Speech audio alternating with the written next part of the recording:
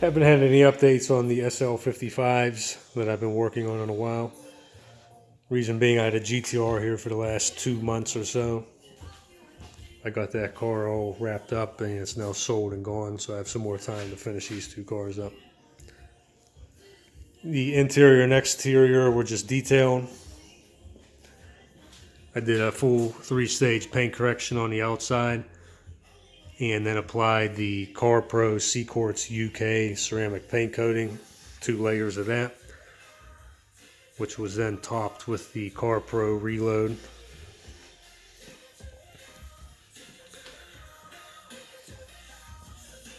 If you've never tried one of these ceramic paint coatings before, I highly recommend it. You can see the gloss and the depth and the reflection it gives off is amazing. And they rate the durability as up to 2 years if properly maintained, which you just can't get with a synthetic wax or sealant otherwise. The interior was done as well. I did a hot water extraction on the carpets, cleaned the rubber and vinyl with the appropriate protectant, which gives it some also UV resistance as well from the sun. I cleaned and conditioned the leather seats with Dyno products. Out of all the leather products I tried, Dyno has the best smell. It smells almost like a good handbag store if you're walking like a Coach store. And it doesn't leave any kind of gloss or residue on the seats. It has like a nice matte finish. There's a center console all put back together with the carbon fiber style trim in there.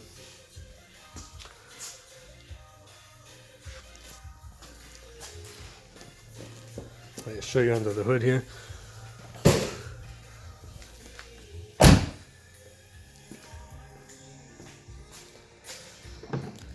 This generation Mercedes has a cool trick with the hood here. See, if you open it up in the first position, it takes it up 60, 70 degrees or so. And then down in the corners, a little latch that you can pull in towards you. And it gives you almost 90 degrees of access that you can really get in there and work.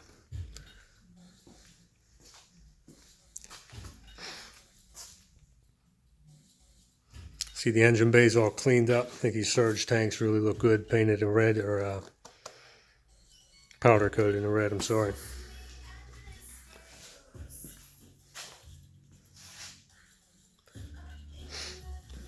Last thing I want to show you is the stock exhaust parts.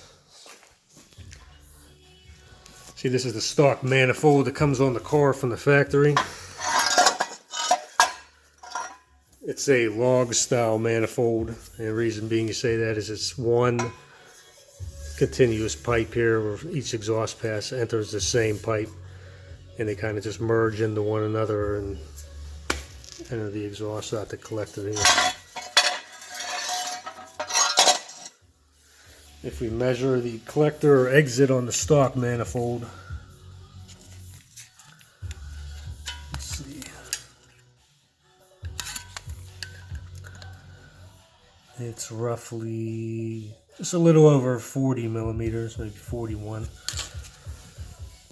And we take a look at the clean mid-length headers here then. See, it's much nicer product.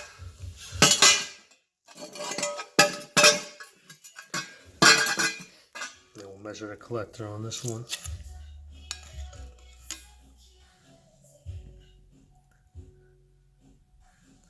Say it's about 67, 68 millimeters. So it's a significant difference in volume and capacity over the stock one. Lastly, here's a stock catalytic converter from the vehicle, which was replaced with the Cook's green high flow cats. I believe, if I'm not mistaken, from the factory, these are rated at 600 to 800 cell count, and the Cooks are rated at about 300 or 250. The nice thing with the Cooks is you don't get any kind of check engine lights. It still passes emissions, no problem. If you use a cheaper high flow cat like a MagnaFlow or an off brand like a Thundercat, You'll have a check engine light for the rear O2 sensor not operating at the correct temperature. And with the Cook's cats, they have a lot more precious metal inside the actual catalyst, which prevents that from happening, and they work just like stock. And you'll have no problem passing emissions or any kind of testing. The only thing that needs to still be done on this black SL is I need to have the stock exhaust tips welded back on. These are just temporary, so I was testing a couple different configurations. I wanted to get the diffuser on there first so the tips can be lined up properly. And then have the custom dyno tune, which should be done maybe a week and a half, 2 weeks at most. Yep, so that's about it for this one. If you have any questions, drop them down below. Thanks.